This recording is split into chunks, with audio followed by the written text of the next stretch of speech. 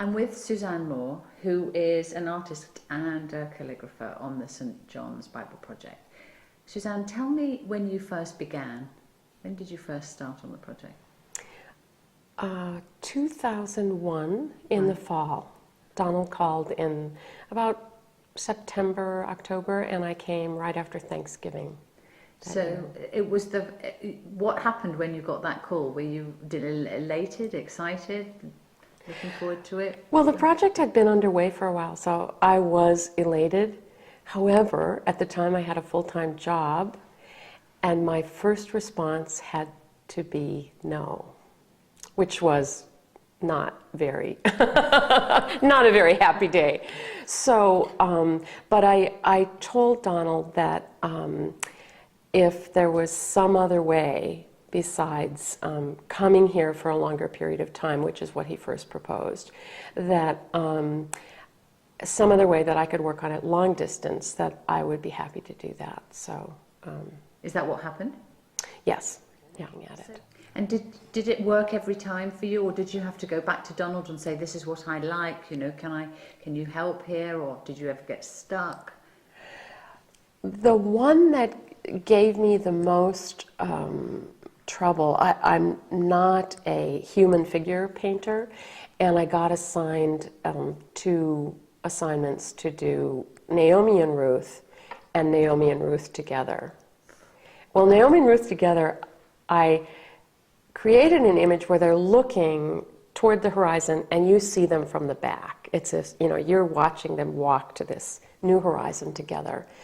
But I couldn't get away without making Ruth in the next illumination come toward you.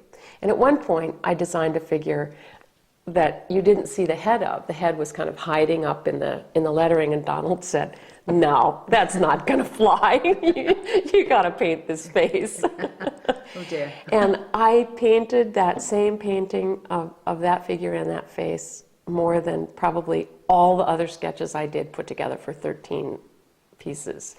And finally realized that if I made the figure look up, it both pulled the balance from the lower right of the page, so it solved the page design problem, which I couldn't quite figure out. But there's a classical principle of the optical center of a page, and so I turned the figure's head up and made her look at the optical center, which has been used in other books, especially Eric Gill's 4 Gospels. Mm-hmm. And it solved the problem, and that face was just a form that was much easier to paint. But it took me a lot of, you know, bad, unacceptable sketches, let's say, before I got to that. So is that what you will take away with you down the future line, you know, as you do your work? Will you sort of think back to this particular project and apply the things and the sort of essence that you've taken from it? Will you apply that with you each time you work? Because it was more than just a job. Oh, mm-hmm, mm-hmm. I'm primarily a bookmaker, and I've made about 60 one-of-a-kind books in my career. And when Donald asked me about this project, he said, you know, what do you think about this project? You've made a lot of books. And I said, every book I've ever made, small or large, is transformative. I said, I cannot imagine how this will transform you.